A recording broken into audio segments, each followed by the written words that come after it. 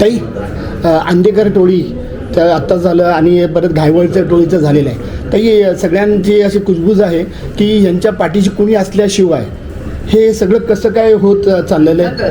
हां, अदृश्य शक्ती आहेच ना कोणीतरी. मग ही नावं का बाहेर येत नाही ताई? मला एक सांगा, अदृश्य शक्ती, पासपोर्ट तर फार पुढची गोष्ट आहे.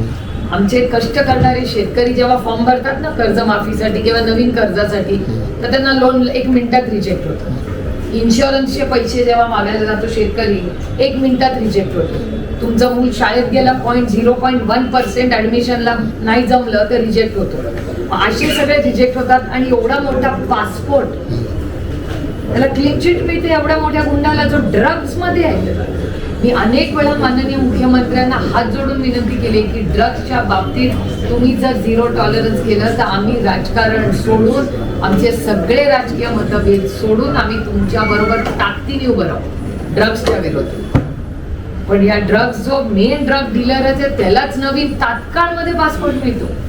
आपण पण प्रयोग करून बघूया ना जरा, तात्काळला किती लोकांना तुम्हाला पटकन कागदपत्र.